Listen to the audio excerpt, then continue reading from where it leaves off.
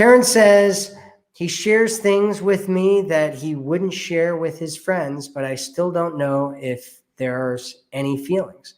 We text almost daily and haven't met yet because of COVID, rarely speak on phone. I'm confused. Well, you shouldn't be confused, right? If he's talking to you every single day, he has some feelings for you. If he starts sharing things and opening up and being vulnerable with you, Karen, he has some feelings for you. You haven't met yet, so I wouldn't get overly attached. You should wait until you meet up. Most people, and this is a question sometimes in our community, most people don't talk on the phone ever. And when they do talk on the phone, they require that the other person sends them a text message to let them know that they're going to call them first. And most people, men and women, don't want to talk on the phone. They want to text message. Some people are like, why would you possibly want a text message? I want to talk on the phone, which I totally understand. I understand both sides of this. However, you got to realize that a lot of people out there do not talk on the phone.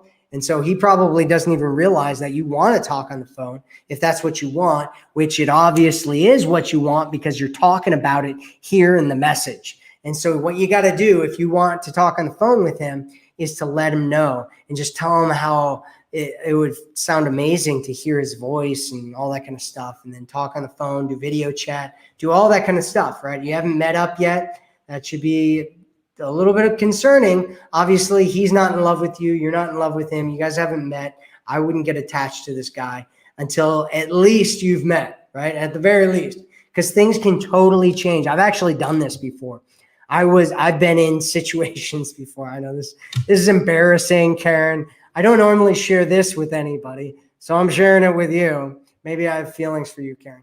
I'm just joking, but I'm sure you're a wonderful person, Karen. But here's something that I don't normally share with people, and it's that I've been in a few situations in my life where I've dated people long distance, and I talked to them for months, and then I went to go meet them. I've gone and meet somebody before, and they totally ghosted me when I got there. Right? Like I showed up in their town and they ghosted me completely when I got there. Right? She didn't show up. She just totally stopped talking to me. I've gone there and shown up and like hung out with women, this actually happened a couple of times. This embarrassingly happened a couple of times with me where I met a couple different women and they were totally different in real life, right? Because all of a sudden different things are going on. You're like actually physically there. And I'm a touchy-feely kind of a person. Physical touch is my number one love language. And so I touch people when I'm talking to them. You'll notice if I'm like in a room with people and I'm talking, I'll like touch people and grab their arms and like, hug them and like, do that fist thing where you're like, oh yeah, and all that kind of stuff. Like I love doing that kind of stuff because I love physical touch. And sometimes I'll meet them and they're like totally against touch and they don't want me touching them. And I'm like, oh, well, this isn't going to work. If you don't want touch, this is going to be a problem, right? Like it's going to be a serious problem between the two of us. And so you want to wait until you actually meet up before you get overly attached to anybody out there.